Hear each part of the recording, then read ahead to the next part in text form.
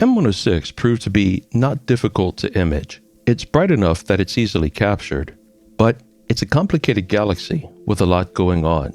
Every part of the galaxy is filled with a variety of subtle structure that can easily be lost if the histogram is either stretched too little or too much. And in addition to the galaxy's regular arms, it has two anomalous arms that would require a great deal more exposure to capture in optical light. And the image that I am working with was from a mere single night shot during a night of about a 70% full moon that rose around midnight, if I recall. So I was able to get the first couple hours of information in full darkness, and the remainder of the night there was that 70% moon, though at least it was over 90 degrees off, so it didn't have too much of an effect on the final image. Now, in my first attempt to develop the galaxy, I discovered the disk is surrounded by a puffy ring of cloud. I didn't even know that was there, and I hadn't seen it in any other images. Though this galaxy is so well studied, I can't imagine that I discovered this. But when I found that puffy ring around the disk of the galaxy, I wanted to bring it out in developing, so I lifted the histogram hard, a lot. And in my desperation to show that outer ring, I came out with an image that looked like this. It's not terrible, but it's not great either. To me, the image looks like it was created from an animation, or perhaps as if the image of the galaxies and stars were airbrushed onto a dark canvas. It's just overprocessed, overdeveloped, to be frank. So yesterday was a rainy day, and I decided to revise this image and get it looking up more to the standard that I look for from my images.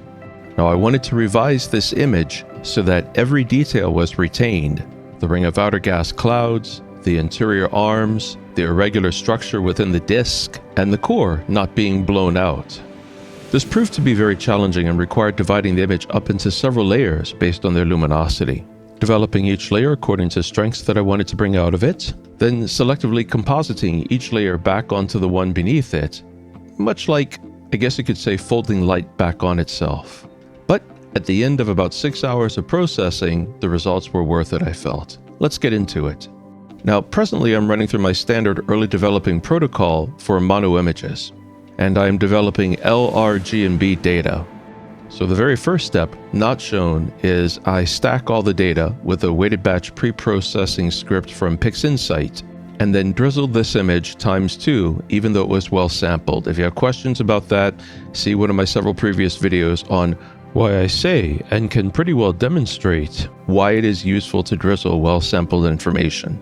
Once I have the drizzle ×2 masters, I bring them into PixInsight and then immediately run Blur Exterminator twice on them, the first time in the correct mode, to minimize any aberrations that may have developed from the SET's mirror distortions or from tracking errors.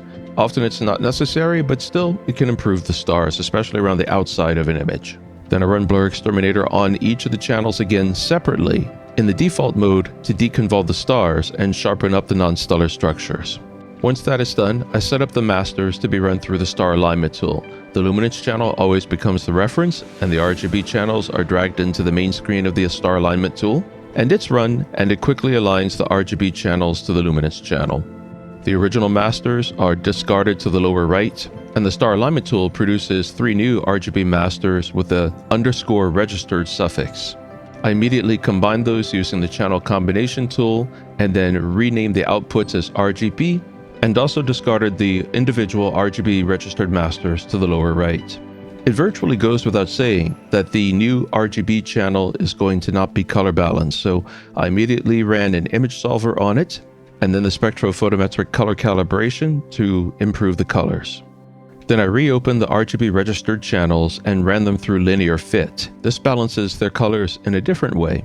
The linear fit balanced colors were then also combined through the channel combination tool, making a new RGB channel which was named RGB linear fit, and the excess green in that image was extracted with SCNR. That plate was set aside as a reserve. Sometimes I find linear fit gives better, richer colors than spectrophotometric color calibration, which, while a very good tool, doesn't always do a perfect job and often leaves artifacts. Using linear fits has allowed me to save many an image that SPCC just couldn't do a good job on. Not that I discarded the SPCC information, I just would often overlay the color from the linear fit image. Anyway, so the RGB linear fit image gets set aside in reserve, and we're back to focusing on processing the regular LRGB channel. A histogram using the histogram stretching tool, not that GHS nonsense, the histogram stretching tool is far superior, is then run on the RGB channel using histogram stretching theory covered in my video, Perfect Histograms in 60 Seconds. Okay, that was a little harsh about GHS, but to be honest, I'm not a fan. In my opinion, GHS is just hybridized or bastardized, take your pick of the words, the histogram stretching tool and the curves tool, and I don't frankly see the reason to bother with it. It's just reinventing the wheel, and it's a poor implementation of what can more efficiently be accomplished with histogram stretching and curves transformation. That's my opinion, take it or leave it as you will. Then the RGB channel is set aside, and I focus on the luminance channel. I run the histogram tool on the luminance channel, again using the same theory from Perfect Histograms in 60 Seconds, using the histogram tool to stretch the luminance channel, and then run the noise exterminator on the luminance channel. When that's done, I use the LRGB combination tool and deactivate the RGB channels, drag the luminance channel into the L setting. This adds the luminance information to the RGB channel, and as soon as it's done processing, you can immediately see the difference because the luminance channel is what gathers by far the most light, the most information. It will brighten up the entire channel, add a lot of detail, and yet interestingly add some contrast to the image. The RGB plate is then promptly re-identified as the LRGB plate. And once there, we can finally get about the serious business of developing. And that begins with my favorite tool of all time, the humble and often undervalued curves transformation tool. But as I covered in my video, Unleash the Power of Curves Transformation, you can accomplish almost anything with the curves transformation tool. Well, anything in terms of balancing and finely manipulating your light curves. So with all the preamble done, now let's get to the serious business of developing this image. The goal is simple, to preserve all the detail in the final image. However, accomplishing that proved to be very demanding. To start with, this image has to be divided out into 3 layers, so it's easy enough to clone in PixInsight. Just mouse click and hold the tab on the left of your image and drag it, and a clone will be created. One clone was dubbed LRGB Rim, and the goal was to manipulate the curves to develop out the best of the rim around the galaxy. One clone was dubbed LRGB Disk, and the goal was to develop the structure within the galactic disk, a task that proved to be at times frustrating and complex because the visible structure in the disk itself can be very subtle, especially as compared to the very interesting outer structure and that equally very interesting and bright core. And the final layer was called LRGB Core, and the goal there was to bring out the best of the contrast and color within the core. The curves tool was used to do this with each of the images. The curves methodology is to begin on the L channel, assess the values of the lights within the image, and then make a curve that preserves all the information. This is done by bringing up the dimmer areas without making them artificially bright while avoiding blowing out the brighter areas. The way you do this is select any channel on the curves transformation tool. So in this instance, select the L channel, then put your mouse cursor over a region of the image and hold down the mouse button, and a vertical line will appear on the curves tool indicating how bright that area is, thereby showing you where you have to operate on the light curve. And the goal is to lift the brightness of the dimmer areas while making sure that the brighter areas don't get blown out, and at the same time not lifting the lower brightness so much that it looks artificially brightened, because that's how you make an image look like it's been airbrushed onto a dark canvas. And that almost posterization is not something you want. You also need to maintain the balance of the curve to promote visibility of the delicate structure within the object. Making any area too dark or too bright will cost invisibility of the subtle structure. When I have the L channel roughly where I want it, I then lift the saturation channel to bring up the colors specific to that region.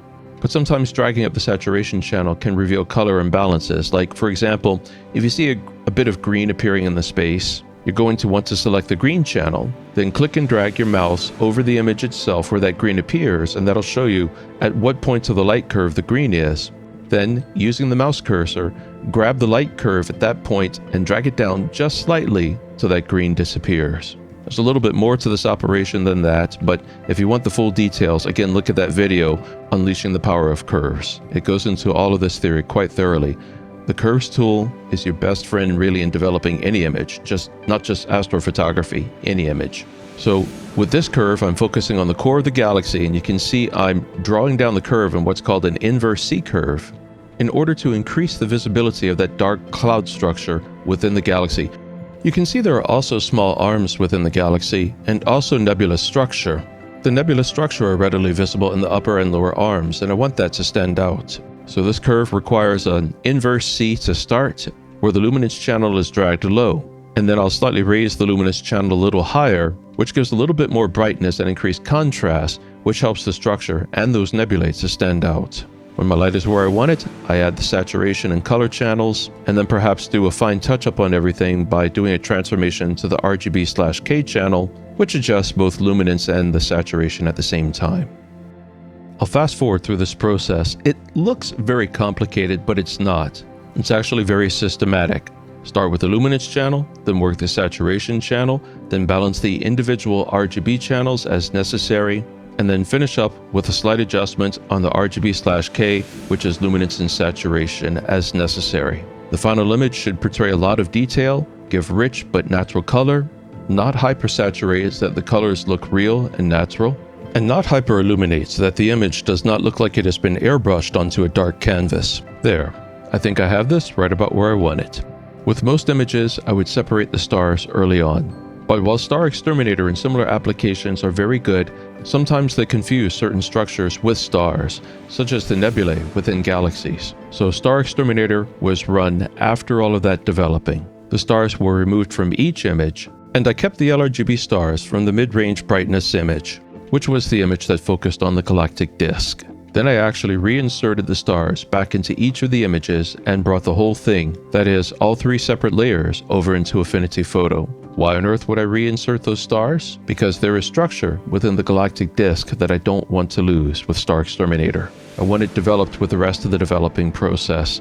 Usually with galaxies, you will do better off to develop with the stars. If those stars become overdeveloped, you can later on cover them up with your extracted star plate, giving you more balanced stars to outline the galaxy. We'll do that later in this video. So Affinity Photo is a non-destructive layer-based editor.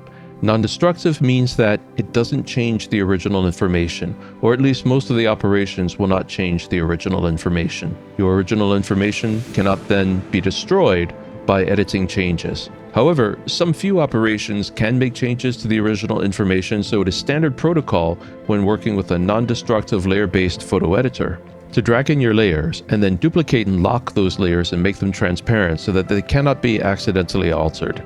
And the beauty of layer-based editing is you can work on a specific part of an image, a layer, making changes only within that layer with specific tools, and then put one layer on top of another layer on top of another layer, adding on the changes from each preceding layer. What I need to do now is blend the three layers, the layer that best presents the outer rim with the middle disk and the core of the galaxy, so that they blend together seamlessly, and this is a bit challenging. Now here, I'm attempting to add the core layer to the main body of the disk layer, and the easiest thing to do would be to use the erase tool to erase out the core from the main body of the disk layer, so that the total image would show the core from the layer that was developed specifically to reveal the core, and the disk from the layer that was developed specifically to reveal the disk. But that's going to look unnatural. Human hands can be fairly clumsy, and fortunately, we have a much more powerful tool to accomplish this task: compositing, or as it's known in official Affinity Photo lingo, blending. In the right column, about a quarter of the way down, is a list of your compositing modes, and they have an effect on images which is very similar to the effects of pixel math. In fact, this is basically just pixel math, where you can choose from pre-derived formulae. There are almost 40 composite modes to choose from, so what I can do is just click on that drop-down menu and slowly slide my mouse cursor down the drop-down menu, which will allow me to see the results of each blend mode as we go along. And I can click on the one that I like most. That's the one that appears to do the best job combining the disk layer with the layer that emphasizes the core. I find that Affinity Photo's soft light composite mode is often one of the best to use with astro images. It adds light to light, but not overly strongly, and takes away from darker areas, so it adds some useful contrast. And you can selectively determine how much of the soft light composites is used by adjusting the opacity, pretty much until you have the blending effect just where you want it. When I have those two layers looking like I want them, I'm going to select both the layers, then right-click on the two layers and select Merge Visible. This will create a new pixel layer that combines the two layers, making it easier to edit in the next step, which will be adding the outer rim. I'll go ahead and drag in the outer rim layer now, and I'm going to designate that layer LRGB Rim. And just like before, I'm going to hit the composite drop-down list and select the composite mode that best blends the rim layer with the core and the disk layers, which are now merged as a single pixel layer. In this case, I find that's best done by dragging the LRGB rim layer beneath the pixel layer. And this time, operating on the pixel layer, I find that the pin light composite mode gives the best result. What pin light does is pretty complex, but combines darken and lighten modes. Application of it, mitigated by the use of the opacity slider, adds rim information nicely to the overall image. So I'm going to adjust the opacity slider till I feel I'm showing as much rim information as possible and it blends naturally into the galaxy. Now I only want the rim to show from the LRGB rim layer, because in bringing up that information, it's very much brightened and blown out the inner information. The easiest way to get rid of the blown out information is open a curves tool inside of the LRGB rim layer. Leave the curves tool operating on the RGB color space and set the curves tool to transform alpha. Alpha is an image's transparency. Because the rim of M106 is rather dark, especially as compared to the disk and the core, which had to be somewhat blown out in order to lift the information in the rim enough to really show, I can use the curves tool to make the brighter regions of the channel transparent, which will reveal the pixel layer beneath, which has the more detailed information of the disk and central layer or core of the galaxy. It'll also hide the rim, but then I can use the paintbrush tool set for mask with a flow of 35 and a hardness of 0 so that it naturally blends into the surroundings, and paint out the curves transformation on the rim so that the information of the rim flows quite naturally back into the image. Now I still think this looks a bit unnatural, but there's some more to do with this image before we're done.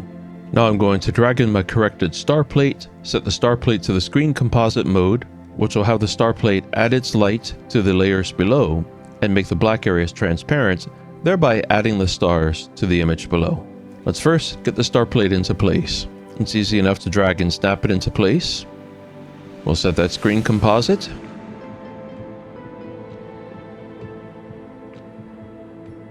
Those stars look more natural, they look better. So those are the stars that I'm going to use for all the space around the galaxy, but I'm going to erase out the star plate where it appears over the galaxy itself. That way I can retain the information in the galaxy's nebulae, which Star Exterminator confused for stars. I wanted that information to be more developed along with the galaxy, and if I just added the star plate over the galaxy, that would make the nebulae within the galaxy underwhelming. In a nutshell, I'll just selectively erase out the star plate from where it appears right over the galaxy.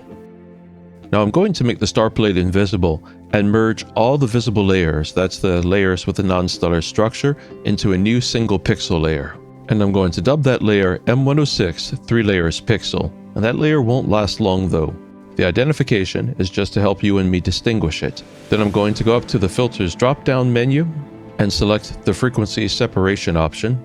On the frequency separation tool, I'll drag the slider all the way to 100 pixels and apply. This will destroy the new pixel layer, or rather, divide it up into a new high frequency and low frequency layer. High frequency contains the sharpness and detail, low frequency contains the color and luminosity information. Then, operating only on the high frequency information, I'm going to run an unsharp mask and a clarity tool and a high pass filter in that order on the image, making sure that the clarity layer is over the unsharp mask and the high pass filter is over the clarity layer. Each layer will add a bit of sharpness and refinement to the image, and by adding them in this way, they will work synergistically with each other, each contributing to the overall quality of the image. I covered this in my series of recent videos on frequency separation and synergistic sharpening. One little trick you might want to keep in mind with the high pass filter: rather than trying to make a large single change with it, instead increase the slider to 0.4 to 0.6 pixels of sharpness. Then duplicate the tool and add a little bit more sharpness, maybe 0.8, 1.0, 1.2. Then duplicate it and add a little bit more sharpness until you feel you've used the high pass filters to add as much sharpness as looks good. I find that adding it a little at a time in this way gives an overall better effect, especially on astro images. Now we're getting into the endgame here as far as developing goes. Repeated use of the soft light composite mode has created too much contrast, dragging down the darker regions of the image, especially in the space around the stars and the space in general. That needs to be lifted. To do this, I'm going to drag in a fresh layer of the image that was developed to emphasize the structure and the main body of the galaxy. It has what you might think of as the best overall light balance. Though not shown just yet, I also applied a lightened composite mode to this image so that the addition of its traits to the overall image was a bit subtler. The Curves tool is placed in that layer and operating on the RGB color space. An inverse C curve emphasizing pulling down the darker regions is made, which darkens the space somewhat and lowers the contrast, but without turning the space regions pitch black and impacting the stars too much. And then I'm going to use the erase brush to erase out the new layer over the galaxy, once again revealing our fully adjusted galaxy. And I'm also going to use the erase brush to erase out its influence over the small galaxy NGC 4248 beside Messier 106, and to erase out this layer from any other hazy looking structures within the image. Essentially, I just want this image to improve the appearance of the space around the galaxy. When the space looks like I want it, all the visible layers except for the star layer are again merged into a single pixel layer. I want to both balance and intensify the color in the core of the galaxy a little bit, and that can best be done with an HSL tool. In the pixel layer, I'll open one HSL tool, selectively have it operate only on the reddish hues, which are a bit pinkish or salmonish in the image, and drag the saturation slider up and the hue slider over just a little to emphasize and saturate the reddish hues within the core of the galaxy, and yet to restrict them so that they are less widespread. Then I'll open another HSL channel and do the same thing selectively with the blue hues to help bring out the color of the bluish nebulous structures in the rim of the galaxy and also in the intergalactic arms.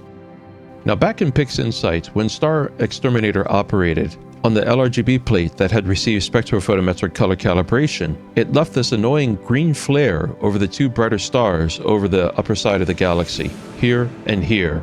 I want to remove them, or at least greatly reduce them. That kind of green doesn't really belong in the image. And this is where that reserved linear fit LRGB plate will come in handy, because you rarely ever see such artifacts with a linear fit adjustment. So now the linear fit plate is going to find a job. I'm going to drag it into Affinity Photo and place it underneath the pixel layer and erase out the color flares in the pixel layer, revealing the linear fit color balance beneath it, which does not have flaring. However, I can't use the whole linear fit layer because its luminosity and saturation are very much out of balance with the image that I'm working with in Affinity Photo. But what I need are the stars, so what I'll do is I'll have Star Exterminator extract the stars from the linear fit plate, and then drag a linear fit star layer over to Affinity Photo and work with that. The rest of the image was cropped way back in PixInsight, but not the linear fit plate. So I have to first align the linear fit plate to our image. To do this, I just turn the star layer back on and set the linear fit plate for contrast negate. This brings out extreme contrast between the two plates, which can be used to emphasize their differences. And then I can zoom in and quite literally, in seconds, line up the linear fit plate with the stars of the plate below it, making an exact alignment right down to the pixel. Right there, there's our alignment. We can test the alignment and see that it's perfect, and we can also see that the colored flaring is not in the linear fit layer. The flares and chromatic aberrations are mostly in the star plate, derived from the SPCC color-corrected image. So I'm going to place the linear fit stars below the SPCC stars, and then I'll erase out the SPCC stars where there are flares. And not just over the flares in the galaxy. I see a few places around the rest of the image where there's a little bit of chromatic imbalance, so I'll do the same thing. I'll just go around the image, quadrant by quadrant, find those images, and erase out that flaring, revealing the color balance of the linear fit layer below it. We are very near to finishing up the image now. However, I don't like the color balance in the galaxy. Somewhere in the course of processing, the image has become overwarm, and the easiest way to correct this is with the color temperature or white balance tool. I'm just going to drag the temperature slider down until that orange-red influence all around the image has been largely removed, where the reddish hues of the core are preserved, and so are the blues around the galaxy. There's just now one last step I want to do. The original image that I made of M106, the one that I said looked like it had been airbrushed onto a dark canvas, well, I'm not terribly happy with its disk or its core, but I do like how well it portrayed that outer rim. So I want to add its information on the outer rim to the overall image. To do this, I'll just drag the image in over the image, align it by using the Contrast Negate Composite tool, and then find the composite mode that best adds the information from the galaxy to the image that I already have being developed in Affinity Photo.